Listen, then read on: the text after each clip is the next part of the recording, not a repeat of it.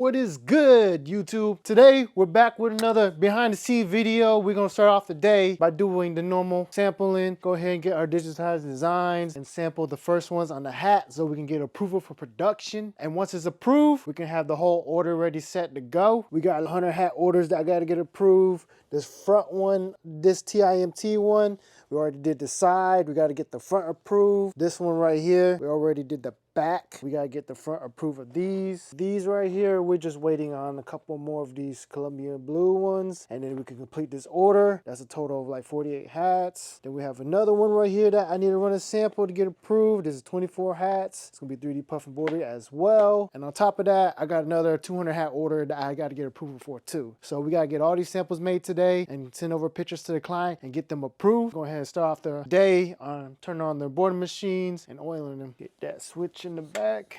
All right, they are all on. This one kicking on. Time to oil the bobbins and get our day started. I like to use an oil pen. This is what we use to oil the bobbins.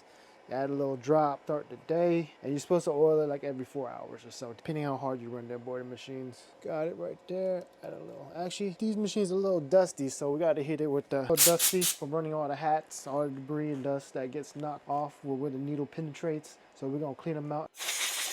Knocked out some of that dust. If you don't have an air compressor with a blower on there, highly recommended. A little pancake one and then a little shop vac. Two necessities that you definitely need for embroidery that I didn't know that I needed until I started doing embroidery. I grabbed my little oil pen, had the little drop.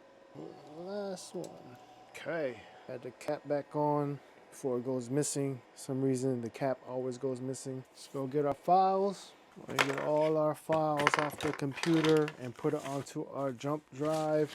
Let me go grab that. Here's my favorite jump drive, the Lexar one with the USB to USB-C. The embroidery machine takes USB. My laptop takes USB-C. Highly recommended. Affiliate link to this right down in the description if you want it. Let's get some files and print out some text sheets so we can have everything organized for the day. That way when I have Christian come in, he could just run the full production. No downtime on running one hat and waiting for a client to respond. We can go ahead and get a response now. This is a day in life of running an embroidery business. Behind the scenes. You guys can comment down below questions or any other behind the scenes stuff that you guys might want to see that I don't show, because I don't show a lot. It's a lot of steps that go to all of this, and I show the gist of it. All right, got all these files open. We got these. Talent is my testimony to go on the front. 100 hat. Gotta run a sample of that one. Got a side patch, well, not a side patch, but a side embroidered logo, the Texas State logo. So you got big play. These are for some bucket hats.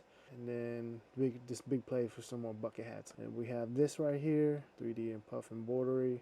Hopefully I can get this to stitch out. It's gonna be very tough to do. And then we got 3D puff with the E for puff embroidery. So hopefully this stitches out well. Save all this and print all the text sheets. Text sheets for this one. Save it to the jump drive. Pretty much is a piece of paper that just tells me how big the logo is, the name of the file. And typically, if I'm using different jump drives, I'll write the color or the jump drive that I'm using on top of the paper, just so it's noted and it's easy to find. But recently, I've just been using this Lexar USB to USB-C one the most, so everything's on that. As you can see, printed out this one color. Tells me it's 6,300 stitches on top right there. And the size, 4.4 wide by 2.6 tall. I got that one. Now I gotta do the rest. It didn't go straight to sampling. I got all the files saved on the jump drive. And then I got all my spec sheets printed, ready to go. Let's go sample them.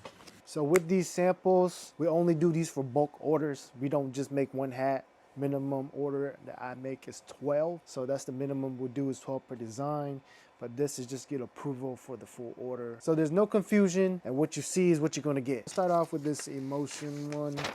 It's gonna be 3D puff embroidery with that E and a star in the middle. This one, got your stabilizer, using a 3-ounce tearaway, like to fold it in half so you have a center line. Have my binder clips on the back, and then this hat is hooped. What other one do I want to do? I'm gonna do talent is my testimony. This is the next one.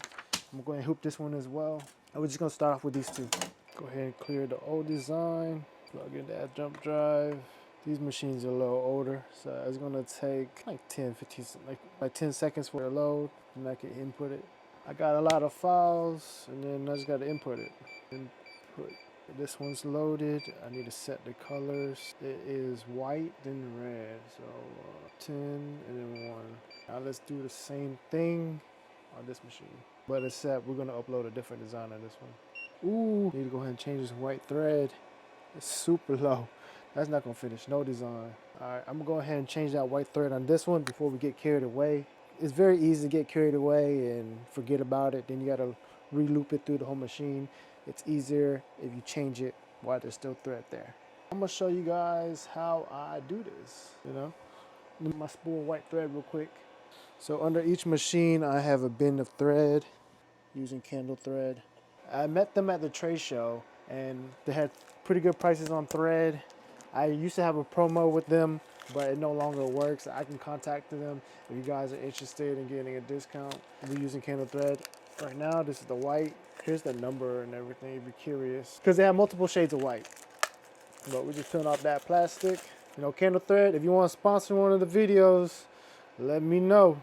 But yeah, go ahead. Out that knot. Take this off. It's very hard to see. It's white thread, man, but hopefully y'all can see what I'm doing. So I just ripped it off that cone. So you got the one that's on the cone and then the one that's looped up the machine up here. We're just gonna tie a knot. So just right here, I loop it around my fingers and then I pull it through. It's a basic knot. That's all you need. The only thing is just pull. Now you just pull the thread all the way through right here. Give y'all a better view. See, I'm just pulling it all the way through, and you see how it just came out? Because it goes through this, that, and tensioner on top. I pull it all the way through right here, get my nippers, rethread the thread through the needle, and that's it, quick and easy. You want to do it before the spool's empty, because then you have to re-loop all this through the machine. And I don't want to do that. And this is what an empty cone looks like. We run through thread.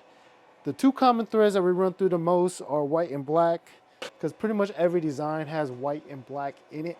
So that's the two common colors that you want to have stocked up. I'm running pretty much low. Emotion on that machine, and I got talent on this one. Set the color, do black. Pop it on that machine. Check it, make sure it's clamped in all the way on all three notches. It's one here, and one under. Just to make sure it's nice and secure, because sometimes they don't clamp in all the way, depending on your machine, of course. But for the most part, always good to double check. Can't find my other ruler, so I'm gonna use this one. Have multiple rulers by you, because they seem to always go missing for some reason. Measure my measurement. I'm doing a 1.5 from the latch to the needle. That's how I measure it. We're gonna set and contour. This is pretty much just showing the outline of design, just to make sure it doesn't hit any part of the hat. It's showing all the spots that's gonna embroider at. I'm gonna do it just a tad lower. Okay, that should be good. Make sure it's nice and centered.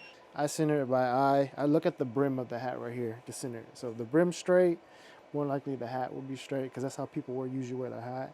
And then you can look at the top of this point of the hat. It's a 5-panel. But here's the thing about hats. Not all hats are straight, because hats are hand stitched or stitched by machines, and it's mass produced. If you look at hats, they're never 100% perfect. You don't really realize it unless you touch a whole bunch of hats every day. And then for clothing and t-shirts too, there's times where t-shirts and stuff are stitched crooked, some parts are stitched longer than others. Pay attention to those details, and you're in the clothing game and you know these things. Most people won't notice, but we're gonna just start. Gotta do the same for this one. We're gonna run this one. That one's just regular embroidery, so we don't need no foam. But this one's 3D foam. Measure this.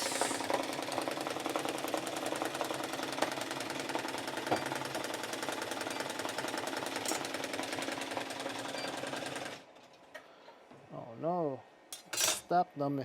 Ooh, that didn't sound good. The bobbin pod wasn't properly done. It's weird. Burn nested. Check the bobbin. Y'all think this always comes out perfect the first time? It definitely does not. That's not good.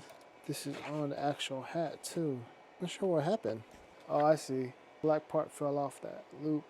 Okay, let's try this again. So it fell off the thread detector. I think that's the term for it. It doesn't seem like it's... Okay, I gotta loop this. Just wondering why it feels funny. Re-loop this right here on the thread break tensioner, whatever you call it. I know that's not the right name for it, but it's where it spins right here. It detects if there's a broken thread. Thread breaks. If this wheel's not spinning, it'll stop the machine. That's how it reads it.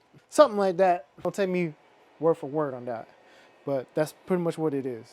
Since we're still sampling the hat, I'm just gonna rip the threads off on this one with some cuticle cutters. That's what I use. Just rip off the thread and try to sample it again. My thread cutters at. I'm just going to get started with this one so this one can run while I fix that. While I hoop another hat, get my foam. This piece should be big enough. I already have it sitting around. Checking contour. It should be good. Just place my foam on top. I'm gonna hold it in place until it starts stitching, and then the stitches will hold it down in place. All right, we're good. This one. You see how this is jumping back and forth? That's doing the satin stitch for 3D puff embroidery. It's really wide, so that's why it's so slow. So it's jumping back and forth, giving that satin stitch. Get this dialed in, go back to the start.